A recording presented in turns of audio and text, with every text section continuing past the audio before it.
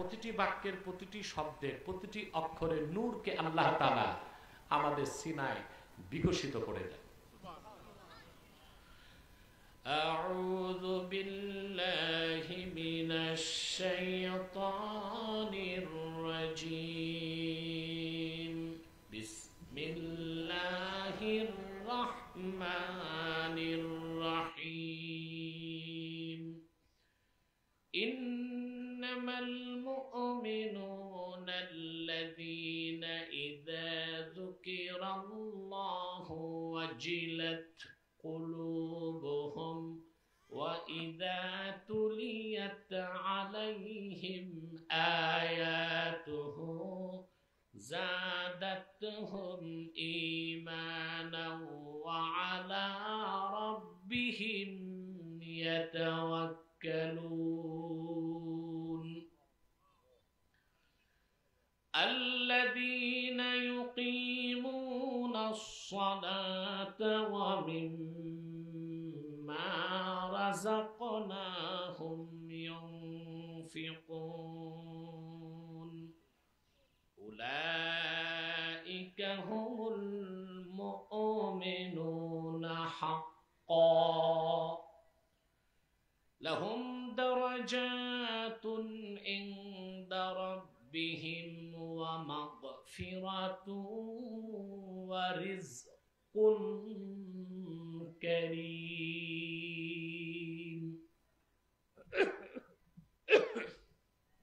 আল্লাহ তাআলা বলেন, ইন্নামাল মুমিনুনা আল্লাযীনা ইযা যুকিরাল্লাহু ওয়াজিলাত কুলুবুহুম।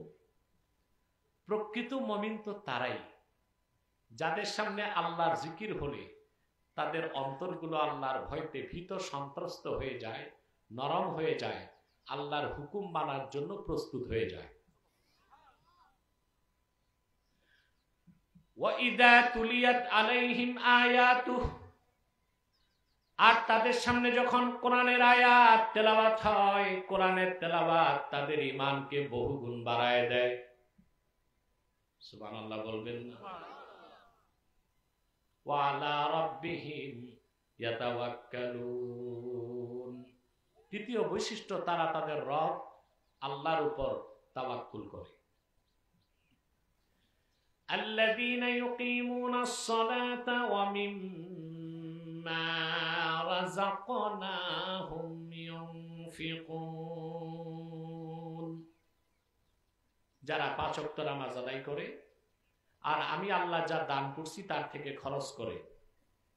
এই ৫টা বৈশিষ্ট্য যাদের মধ্যে পাওয়া যাবে, আল্লাহ বলেন উলাইকা হুমুল মুমিনুনা হাক্কা। তারাই হচ্ছে আল্লাহর প্রকৃত মুমিন বান্দা। কথাটা সার্টিফাইড কে করেছেন? আমি বুঝলাম না, আমি কি কবরস্থানে না মাঠে? কেমনে বুঝবো? আরে ভাই, সারা শব্দ দেন। এই 5টা গুণ যাদের মধ্যে পাওয়া যাবে, নিঃসন্দেহে তারা নির্ভেজাল খাঁটি প্রকৃত মুমিন।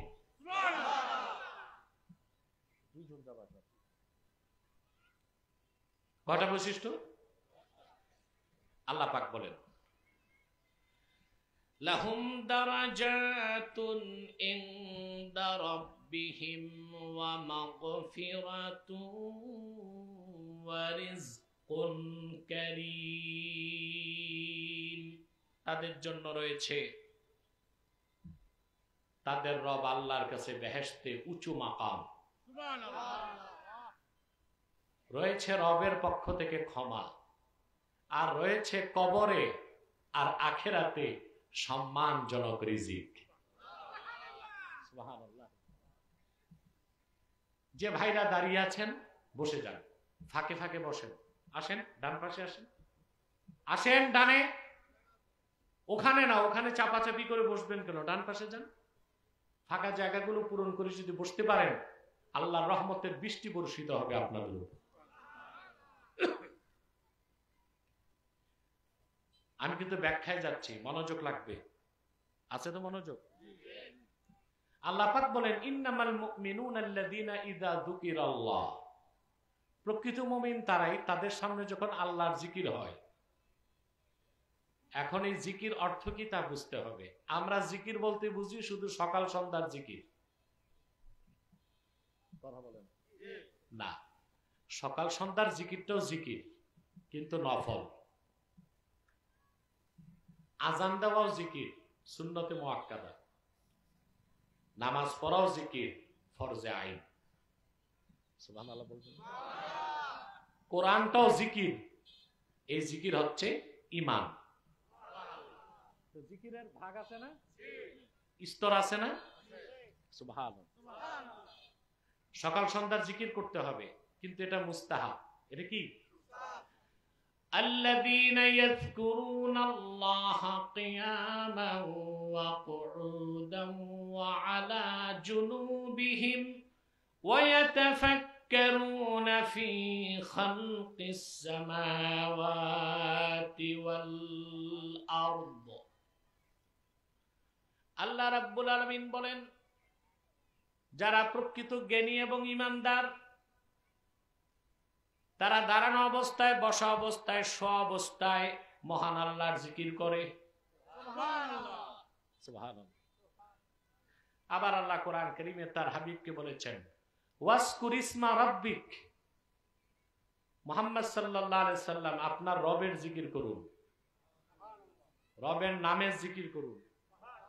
রবের জিকির না রবের নামের জিকির? এই জন্য আমরা সকাল সন্ধ্যা জিকির করি আল্লাহ আল্লাহ, ঠিক না? সুবহানাল্লাহ, আলহামদুলিল্লাহ। এসব মৌখিক জিকির, এসব হচ্ছে মুস্তাহাব, নফল।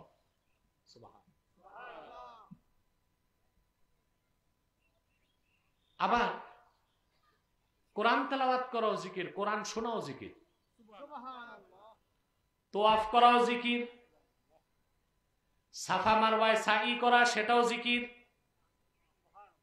আবার সবচেয়ে বড় জিকির হচ্ছে 5 ওয়াক্ত নামাজ আদায় করা, এটাও জিকির। এখন আল্লাহ কোথায় কোন জিকিরের কথা বলছে তা তো বুঝতে হবে, নইলে আমরা ব্যাখ্যাটা, আরে ভাই কথা বলেন, জোরে বলেন, বুঝবো? নামাজের চেয়ে বড় জিকির আছে? আল্লাহ রাব্বুল আলামিন বলেন, উতলু মা উহিয়া ইলাইকা মিনাল কিতাবি ওয়া আকিমিস সালাতা ইন্নাস সালাতা তানহা আনিল ফাহশাই ওয়াল মুনকার ওয়ালা যিকরুল্লাহি আকবার। প্রিয় হাবিব মুহাম্মদ সাল্লাল্লাহু আলাইহি ওয়াসাল্লাম, আপনার উপর অবতীর্ণ কোরআন আপনি তিলাওয়াত করুন, নামাজ কায়েম করুন, উম্মতকে বলে দিন মুমিনের নামাজ তাকে সকল গুনার কাজ, অশ্লীল কাজ থেকে বাঁচায়। নিশ্চয় আল্লাহ জিকির সবচেয়ে বড়, নামাজ সবচেয়ে বড় জিকির। আমাদের দেশে কিছু ভণ্ড পীর ফকির আছে, সকাল সন্ধ্যা নফল জিকির করে কিন্তু ফরজ জিকির নামাজ আছে, এগুলো হোমনায় বেশি, যত বিবাড়িয়ার দিকে যাবেন বেশি। সকাল বিকাল জিকির করে, রাত 12টায় জিকির করে, নারী পুরুষ মিলেমিশে জিকির করে, কিন্তু সবচেয়ে বড় জিকির যে ফরজ নামাজের খবর নাই, আছে নফল জিকির নিয়ে। তারপর জিকিরের নামে যে ভণ্ডামি হয়, ওটারে জিকির বললে ঈমান থাকবে? একদিকে খিচুড়ির ডেক গরম হয়, আরেকদিকে রাত 12টায় জিকির শুরু হয়, একদিকে পুরুষ একদিকে মহিলা। প্রথমে থাকে পর্দা, খলিফা একটা দোতারা নিয়ে ফাল দেয়, মনের পর্দা, বড় পর্দা, বাইরের পর্দা সরাও।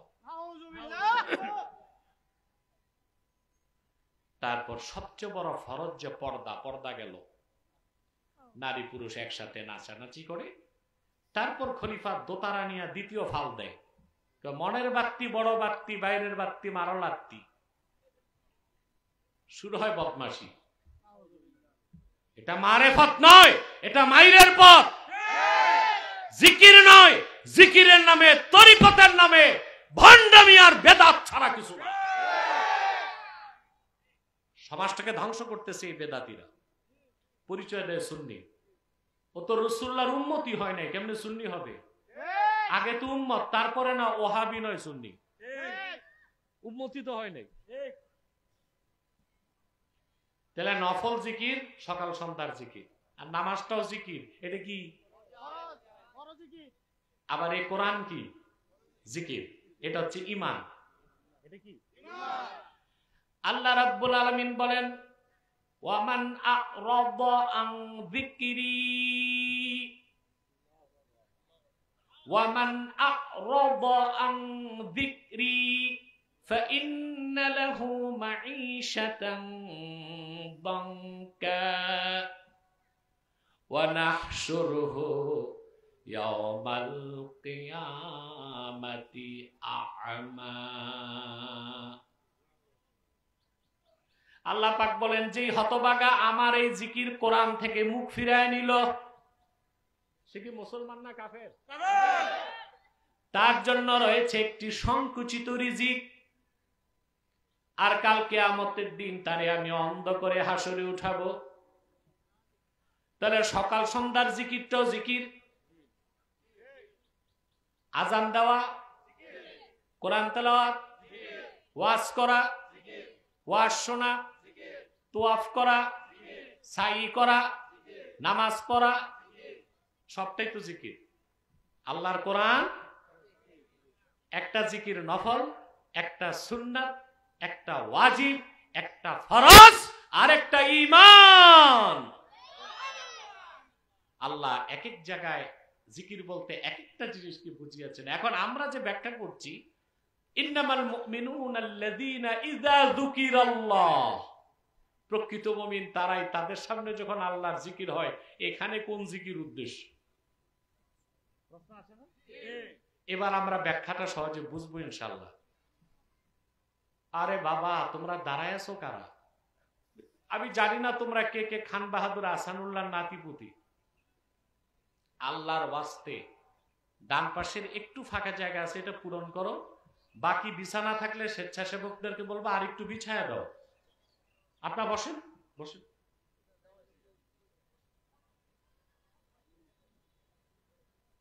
দামি কাপড় পরে আসছে তো, বসলে যদি ধুলা মাটি লাগে এই চিন্তা। হ্যাঁ, কোনো আওয়াজ হবে না। এরপর যে দাঁড়ায় আছে দাঁড়াই থাক, আমাদের সমস্যা নাই। তার কষ্ট না লাগলে আমার কি?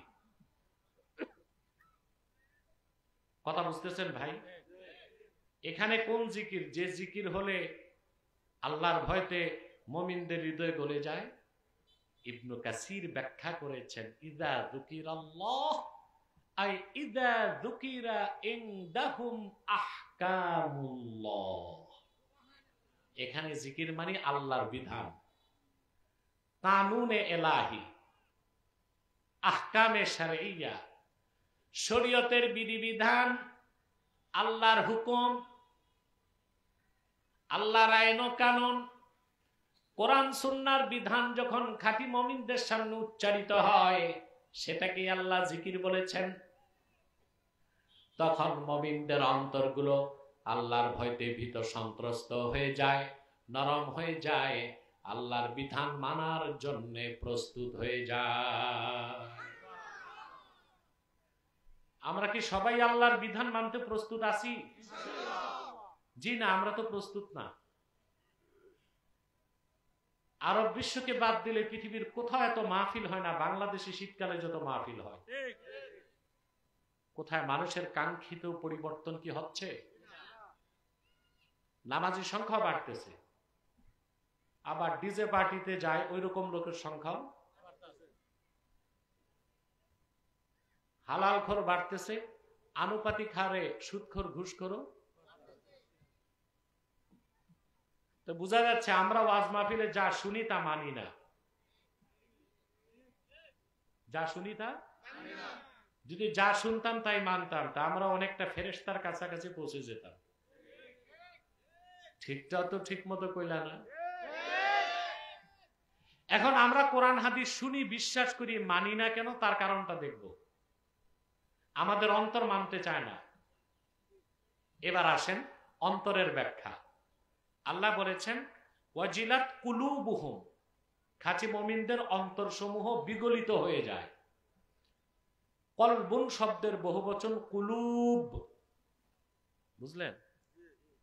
এই অন্তর বা কলব হচ্ছে 4 প্রকার। কয় প্রকার? আমরা এখানে যারা আছি প্রত্যেকের কলব যে কোনো এক প্রকার। আমি একটু পরেই প্রশ্ন করব আপনার কলব কোন প্রকার, আপনাকে উত্তর দিতে হবে। পারবেন তো? আহমদ বিন হাম্বল রাহমাতুল্লাহ তার মুসনাদে বিশুদ্ধ সনদে হাদিস বর্ণনা করেছেন। আল্লাহর হাবিব ইরশাদ করেছেন মানুষের অন্তরসমূহ 4 প্রকার। প্রথম প্রকার অন্তর হচ্ছে কলবুন আজরাদ ফাহুয়া কলবুল মুমিন। প্রথম প্রকার অন্তর হচ্ছে পবিত্র পরিচ্ছন্ন জ্যোতির্ময় অন্তর, যে অন্তর থেকে সূর্যের আলোর মতো সর্বাবস্থায় নূর বের হয়। এই অন্তরটা আল্লাহ দিয়েছেন তার মুমিন বান্দাকে। ওখানে কোনো কালিমা নাই, কোনো দোষ নাই, কোনো আয়েব নাই, কোনো শিরক কুফরের ধুলাবালিও নাই। ওই অন্তর থেকে সর্বাবস্থায় নূরের ঝলক বের হতে থাকে।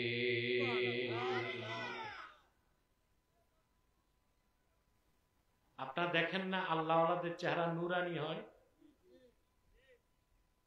আবার ইংরেজরাও তো অনেক ফর্সা হয়। কথা বলে ইংরেজদের ফর্সা আর আল্লাহওয়ালা নূরানি চেহারা এক। ইংরেজরা যতই ফর্সা হোক ওটা সাদা কুত্তার মতো। কথা বলে আর মুমিনের চেহারা নূরানি যত তত ফেরেশতার মতো। সুবহানাল্লাহ বলবেন। যার অন্তরে নূরের ঝলক যত বেশি তার সিনা আর তার চেহারায় নূর তত বেশি। ওই অন্তর যার আছে তার তো চিন্তা নাই, আছে? আল্লাহ রাব্বুল আলামিন বলেন ইয়াউমা লা ইয়ানফা'ু মালুন ওয়ালা বানুন ইল্লা মান আতাল্লাহা বিকলবিন সালিম। এই দুনিয়ায় বিত্ত বৈভব, ঘর বাড়ি, টাকা পয়সা, ক্ষমতা, যশ খ্যাতি, সহ্য বীর্য কিছুই কাল কিয়ামতে কাজে আসবে না। বরং যে একটা পবিত্র নূরময় অন্তর নিয়ে আল্লাহর সামনে উপস্থিত হবে তার কোনো চিন্তা নাই। কলব কয় প্রকার? দ্বিতীয় প্রকার কলব হচ্ছে কলবুন মারবুতুম বিল গিলাফ, পর্দায় ঢাকা অন্তর, পুরাটাই কালো, শিরক আর কুফরের অন্ধকারে ভরপুর, বাইরে কালো পর্দা। ওই অন্তরে কোনোদিন হেদায়েতের নূর ঢুকবে না, আর ভিতরের অন্ধকার বের ফাহুয়া কলবুল কাফির। এটা হচ্ছে কাফেরের অন্তর। কার অন্তর? কথা বুঝতেছেন? এই অন্তরের কথাটা আল্লাহ তাআলা কোরআন কারীমে শুরুতেই বলে দিয়েছেন,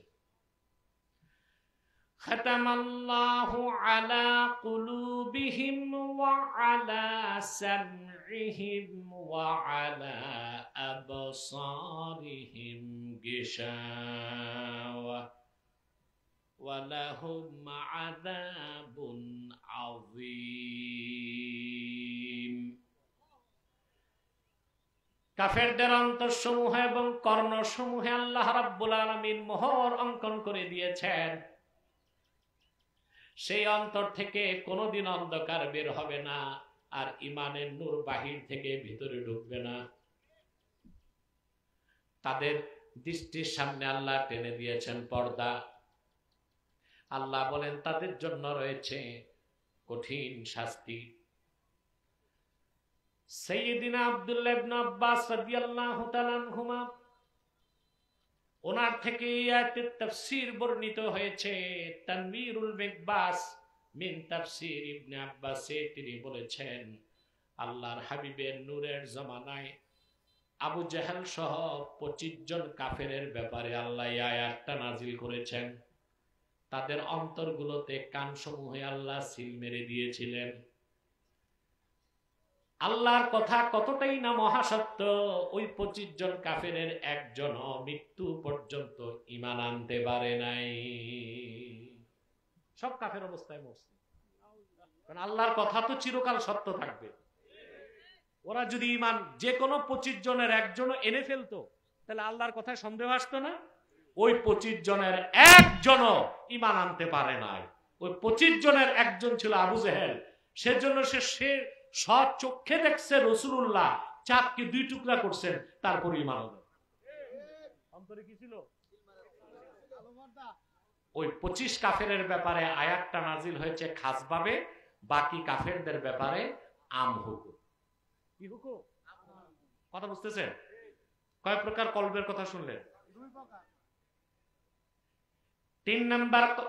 ও বাচ্চারা হইচই করো না, ওদেরকে বসায় দেন। আর স্বেচ্ছাসেবক, তোমরাও যদি জোরে কথা বলো তাহলে তো আমার লাভের চেয়ে ক্ষতি বেশি।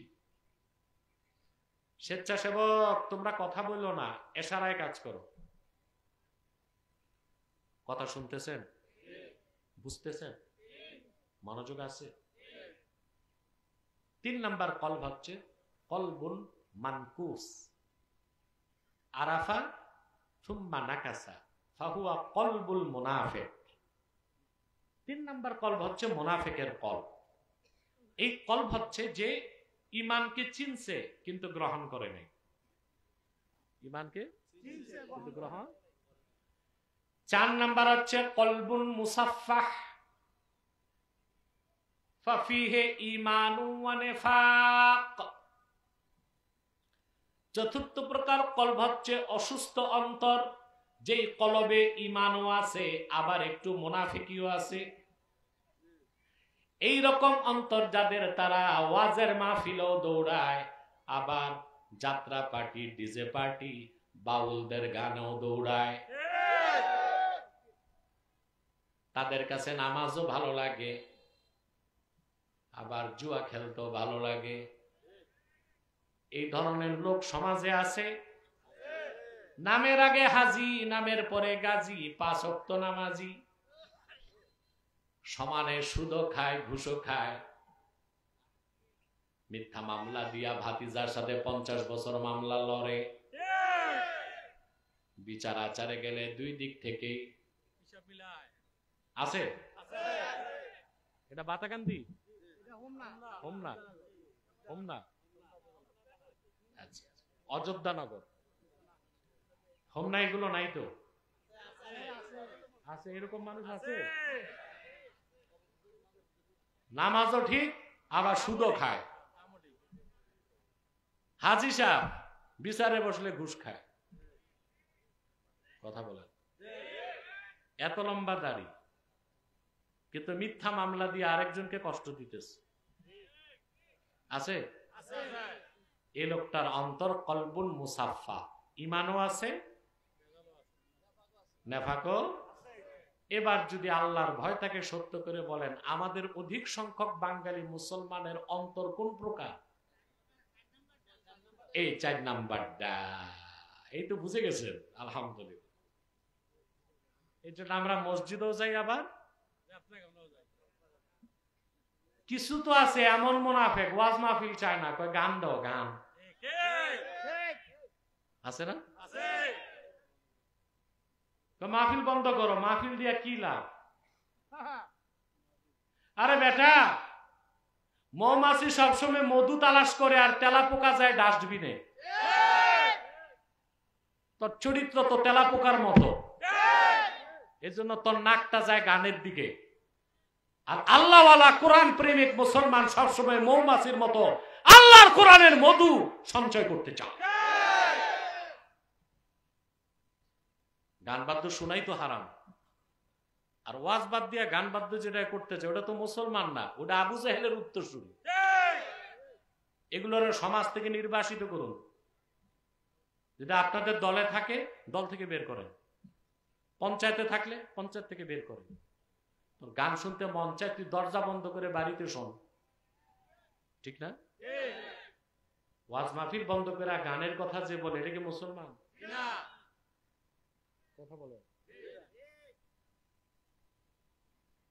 মনে রাখবেন, শরীয়তে, মারেফতে, তরিকতে, হাকিকতে 4 নিয়মে গান হারাম। ইসলামে গান বাদ্যের কোন সুযোগ। হানাফি, শাফি, মালিকি, হাম্বলি 4 মাযহাব একমত। وقد انعقد الإجماع على أن سماعة الغناء فسق والجلوس في مجلسها نفاق والتلذذ بها كفر। 4 মাযহাব একমত, গান বাদ্য শোনা হারাম। গান বাদ্যের মজলিসে যাওয়া মুনাফিকি। গান বাদ্য শুনে স্বাদ উপভোগ করে তাকে বৈধ মনে করা কুফরি। যে গান বাদ্য হালাল বলবে সে কাফের। তার বউয়ের সাথে তার তালাক, সম্পর্ক হবে জেনা, বাচ্চা হবে 100% হারামজাদা।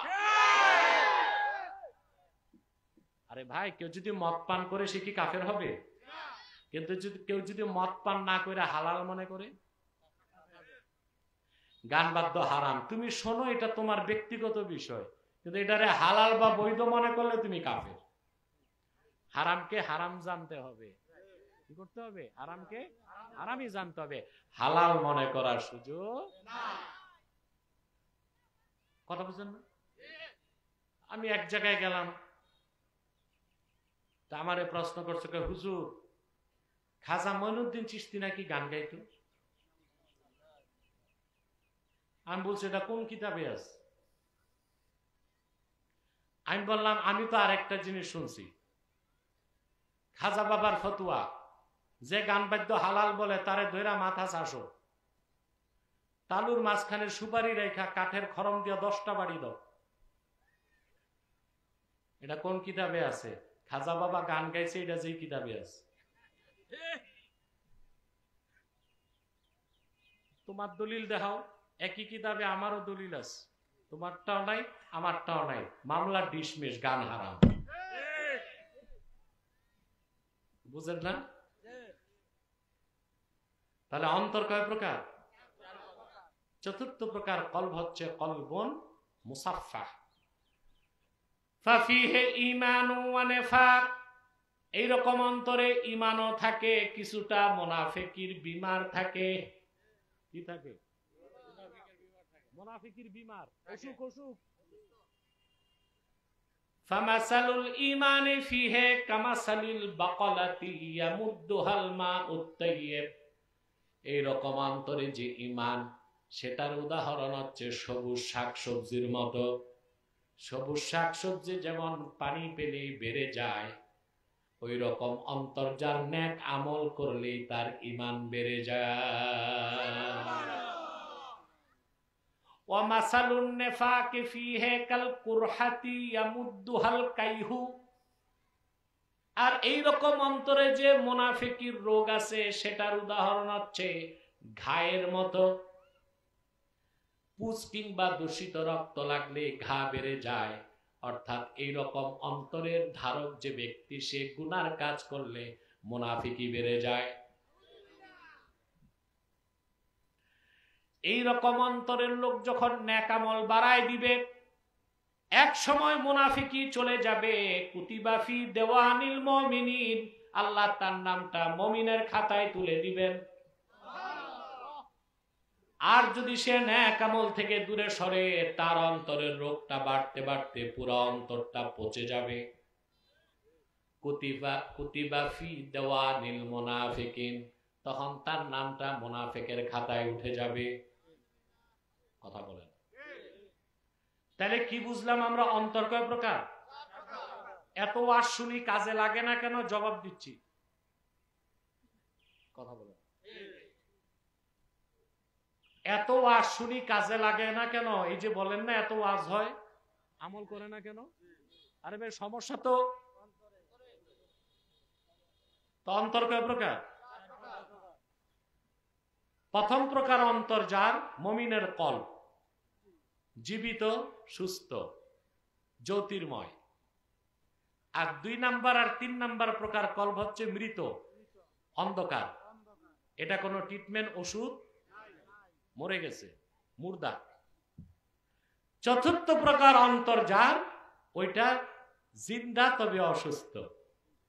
এটাকে ট্রিটমেন্টে রাখলে অন্তর পবিত্র হয়ে প্রথম প্রকার অন্তর হয়ে যাবে। এখন আমাদের কোন প্রকার অন্তর? আরে ভাই কথা কও, রোগের কথা বললাম, ওষুধ লাগবে না? বলে দিব। আমাদের যার যার এই অন্তর আছে, 5টা ওষুধ যদি নিতে পারি, এই অন্তর সুস্থ পবিত্র হয়ে কলবুন আজরাব, মুমিনের অন্তরের মতো হয়ে যাবে, যেখানে শুধুই পবিত্রতা, পরিচ্ছন্নতা আর নূরের জ্যোতি। তখন কোরআনের বিধান শুনলেই মেনে নিব, হাদিসের বিধান মেনে নিব। আল্লাহর জিকির মানি, আল্লাহর বিধান যখন উচ্চারিত হবে, ওই বিনয়ী অন্তর আল্লাহর হুকুম মানার জন্য বিগলিত হয়ে যাবে। কয়টা ওষুধ? হযরত ইব্রাহিম খাওয়াস রাহমাতুল্লাহ বলেছেন, দাওয়াউল কলবে খামসা, অন্তরের ওষুধ কয়টা? আরে ভাই, আমি যে অসুখের কথা কই, এটার ওষুধ পিজিতে গেলে পাইবেন না নাকি? পিজিতে, গরিপুরে, কুমিল্লা মেডিকেল, সিঙ্গাপুরের মাউন্ট এলিজাবেথ, ওরা এই রোগ চিনে না, ওদের নিজেদেরই এই রোগ আছে। আল্লাহ আল্লাহ বুজুর্গ ব্যক্তির কাছে যাইতে হবে এটার ওষুধ নিতে। এই যে পিরি মুরিদি অনেকে মানে না, এটা তো মূর্খতা। বাতিল ভণ্ড পীরদেরকে আমরা বলবো না, হক্কানি আল্লাহ আল্লাহ পীর বুজুর্গদেরকে বলবো হ্যাঁ।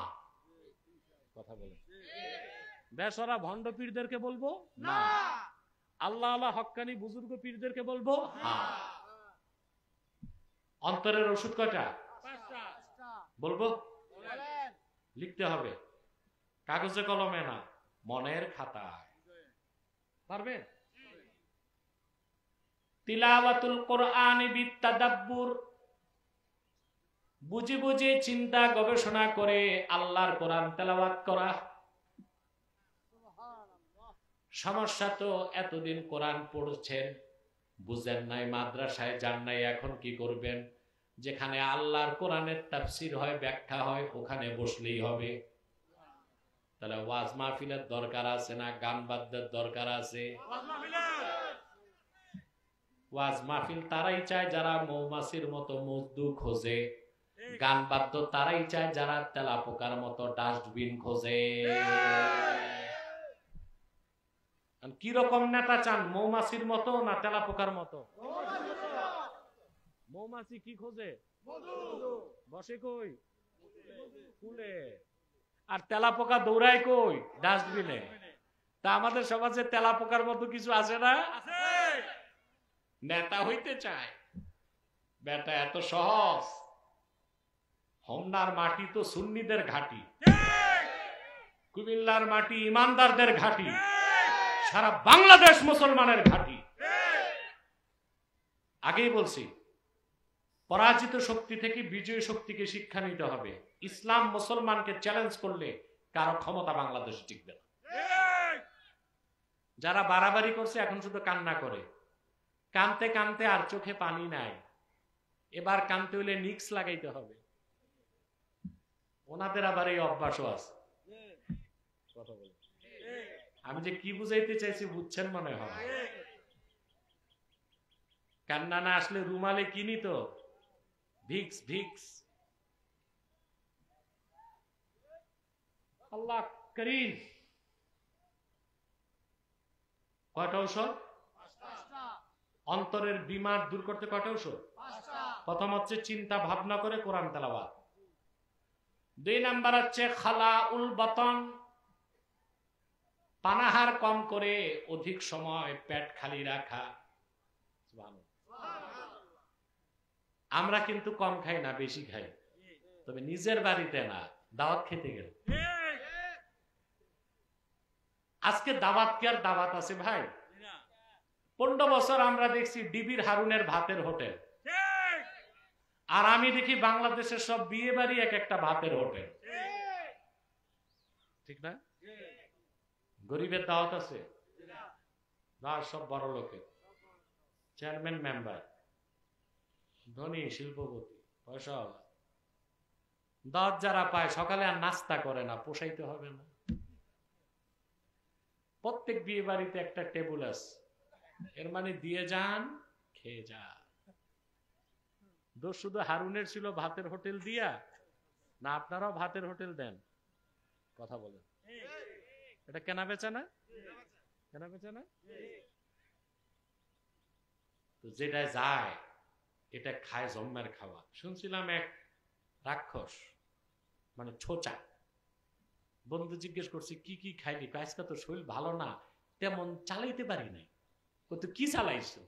বেশি না, 10টা রোস্ট, 8টা ব্রোস্ট, 12টা kebab, 6 plate pulao, 3 plate zarda, 10 glass borhani. আজকে শরীরটা ভালো না। এই যদি হয় অসুস্থ সময় ডেলিভারি, সুস্থ থাকলে তো আস্ত ডেক চাবায় খাবে। যত কম খাবেন অন্তর তত রোগ মুক্ত থাকবে। এর জন্য আল্লাহ তাআলা রোজা দিচ্ছেন না 1 মাস। কথা বলেন, আমরা বাঙালি কিন্তু রোজায় বেশি খাই। কথা বলেন, সুন্নাত কি রোজা? আহা, আমরা জানি না। খেজুর আর পানি দিয়ে ইফতার করা, যদি পারেন একটু দুধ রাখবেন, এই তো। আর আমাদের আর সারাদিন খাই না, যখন চালু হয় ইফতার, 12 পদের নিচে ইফতার হয় না। বাঙালি মনে করে বুট, পেঁয়াজু আর বেগুনি না থাকলে ইফতারি হয় না। এর জন্য তো যেই বেগুনের দাম এখন 10 টাকা, এটা রমজান হবে 70 টাকা। কারণ সবাই বেগুনি খায়, ঠিক না? আপনাদেরকে আমি বুদ্ধি দেই, পেঁপে আছে না, পেঁপে দিয়া বানায় খাবেন, ওটার নাম হবে পেঁপেনি, বেগুনি হবে না, ওটা স্বাস্থ্যকর। কি বলে? এই বেগুনিতে অ্যালার্জি।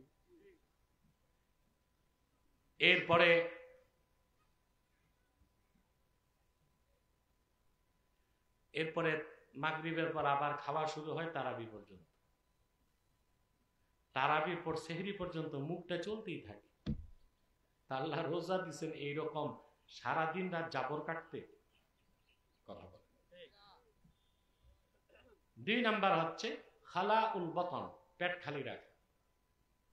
অর্থাৎ আপনার প্রচুর আছে কিন্তু আপনি বুঝে শুনে খাবেন, বুঝলেন না? আল্লাহ রসিম দয়া, আমি 24 ঘন্টার মধ্যে অধিক সময় ক্ষুধার্ত থাকি, এটা আমার রুটিনের কারণে, বুঝলেন না? যেমন আমার অধিকাংশ দিন ফজর পরে ঘুমাইতে হয়, জোহরের আগে উঠে দিনে মাহফিলে যেতে হয়। যেমন আজকে এসেছি চা নাস্তা করে, এখানে নামার পর যদি খেতে বসতাম, আমার টাইমই আছে হাতে 1.5 থেকে 2.5 ঘন্টা, 40 মিনিট চলে যেত খেতে। তা আপনারা ঠকতেন না? কথা বলেন। তা আমি এটা সবচেয়ে অপরাধ মনে করি, আমার জনগণকে ঠকানো, এবং আমি কষ্ট করি। আমি কিন্তু খাই নাই, আবার বাসায় যেতে যেতে মাগরিবের একটু আগে। এখন দেখেন 24 ঘন্টায় আমি বেশি সময় ক্ষুধার্ত থাকি। আমি দেখছি যত ক্ষুধা থাকে তত সুস্থ থাকি, আত্মিক শক্তি বাড়ে। তাহলে কম খাওয়াটাও অন্তরকে রোগ মুক্ত করে। 3 নাম্বার ওয়া কিয়ামুন ফিল লাইল, রাতে 2-4 রাকাত তাহাজ্জুদ পড়া, এটা অন্তরের সবচেয়ে বড় ঔষধ। 2-4 রাকাত তাহাজ্জুদ পড়েন। লজ্জা হয় যে ফরজ নামাজই তো পড়ি না, তাহাজ্জুদ আবার কখন? বলে যাই মুরব্বীরা, আপনাদের বয়স যাদের 60 পার হয়েছে, নিয়মিত তাহাজ্জুদ পড়ুন। আর যুবকদেরকে বলি, অন্তত সপ্তাহে জুমার রাত আর সোমবারের রাতে 4 রাকাত তাহাজ্জুদ পড়বা। একবার তাহাজ্জুদের মজা পেয়ে গেলে তুমি, তোমারে আর উঠাইতে হবে না, বিছানায় তোমাকে ধাক্কাবে শেষ রাত। তাআল্লুক মা আল্লাহ, আল্লাহর সাথে বন্ধুত্ব করার জন্য তাহাজ্জুদের কোনো বিকল্প না। তাহাজ্জুদ পড়লে বান্দা আল্লাহর কাছে দ্রুত যায়। আল্লাহ বলছেন ওয়াসজুদ ওয়াকতারিব, সাজদা কর, কাছে আয়। যে যত সাজদা করবে আমার মালিক আল্লাহর তত কাছে সে যাইতে থাকবে। বলেছেন তাহলে অন্তর রোগ মুক্ত করার তৃতীয় ঔষধ কি? তাহাজ্জুদ করা। 4 নাম্বার হচ্ছে ওয়াত্তাদাররু ইনদাস সাহার, শেষ রাতে ইয়তীম ও কাঙ্গাল ভিক্ষুকের মতো 2 হাত তুলে আমার আল্লাহর কাছে মুনাজাত করে গুনাহ মাফের দোয়া চাইতে হবে। কান্না আসবে না, কান্নার ভান করতে হবে। আসামি অপরাধীর মতো আল্লাহর সামনে আত্মসমর্পণ করতে হবে। আল্লাহ তুমি মাফ করে দাও, আমি তোমার বান্দা হবার উপযুক্ত না, তুমি বান্দা বানাইছো, তোমার জাহান্নামের শাস্তি গ্রহণ করার ক্ষমতা আমাকে দাও নাই, আমাকে তুমি মাফ করে দাও। তাদাররু ইনদাস সাহার, শেষ রাতে রোনা জারি করা। অন্তর রোগ মুক্ত করার 5ম ঔষধ মুজালাসাতুস সালিহিন, নেককার আল্লাহওয়ালা বুজুর্গদের মজলিসে বসা। বলেন সুবহানাল্লাহ। হক্কানি পীরের কাছে গেলে ফায়দা আছে না নাই? আল্লাহওয়ালা বুজুর্গ আলেম বা পীরের সামনে বসে থাকলে চুপচাপ অন্তর পবিত্র হইতে থাকে। কয়টা ঔষধ? আবার পিছনে যান। অন্তর কয় প্রকার? 4। প্রথম হচ্ছে কলবুন আজরা, যেই মুমিন বান্দার কলবটা পুরা পবিত্র হয়ে ইমানের নূরে ভরে গেছে, ওই রকম কলব যাদের, তাদের কথাই আল্লাহ বলেছেন ইন্নামাল মুমিনুনাল্লাযীনা ইযা যুকিরাল্লাহু ওয়াজিলাত কুলুবুহুম, প্রকৃত মুমিন তো তারাই যাদের সামনে আল্লাহর জিকির বা বিধিবিধান উচ্চারিত হলে তাদের অন্তরগুলো আল্লাহর ভয়তে নরম হয়ে যায়, আল্লাহর হুকুম মানার জন্য প্রস্তুত হয়ে যায়। আমরা হৃদয়টা ওইরকম করব, এটা প্রথম বৈশিষ্ট্য খাঁটি মুমিনের। আল্লাহর হুকুম শুনলেই মেনে নেয়। সুবহানাল্লাহ। 2 নাম্বার وَإِذَا تُلِيَتْ عَلَيْهِمْ آيَاتُهُ زَادَتْهُمْ إِيمَانًا, আর তাদের সামনে যখন আল্লাহর কোরআনের তেলাওয়াত হয়, সেই তেলাওয়াত তাদের ঈমানকে বহু বহু গুণ বাড়ায় দেয়। তো কোরআনের আয়াত প্রমাণ দিচ্ছে ঈমান বাড়ে। ঈমান বাড়ে। কুল্লু মা জাদা নাকাসা, প্রত্যেক সেই জিনিস যা বাড়ে সেটা আবার কমে। তাহলে বোঝা যায় ঈমান বাড়ে এবং কমে। ঈমান বাড়ে এবং কমে। কথা বলেন। এখন এখানে একটা বিষয় আছে। আমাদের আবু হানিফা রহমতুল্লাহ, নাম শুনছেন না? ইমাম আবু হানিফা কত বড় আলেম জানেন? আমাদের দেশে কিছু লামাযহাবী বের হইছে, দাবি করে আহলে হাদিস। আহলে হাদিস না, এগুলো আহলে হদস আছে না? আহলে হাদিস মাযহাব মানে না, বলে আমরা হাদিস মোতাবেক চলি। জীবনও মাদ্রাসার বারান্দায় যায় নাই, আন্ডা ব্যাপারী, শুটকি ব্যাপারী, মাছের আড়তদার, সূরা ফাতিহাও জানে না, বলে মাযহাব মানার আবার দরকার কি? আবু হানিফা তো হাদিস বুঝে নাই।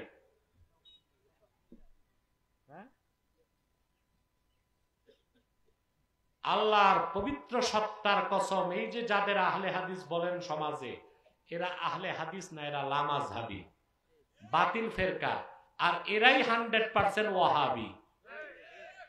আপনার বাঙালি কিন্তু ওয়াহাবি আর সুন্নি চিনেন না। ওয়াহাবি সুন্নি পাঁচকল্লি লাগাইলে কয়টা ওয়াহাবি, আরেকজন এইরকম টুপি পরছে শক্ত, কয়টা বেদাতি। বেটা তুমি তো ওয়াহাবি সুন্নি বুঝলা না, টুপি দিয়া ওয়াহাবি আর সুন্নি না আকীদা দিয়া? আপনি টুপি একটা পড়লেই হয়, 5 করলি পরেন, সমস্যা কি? 7 করলি পরেন, একদম করলি নাই এটাও পরেন।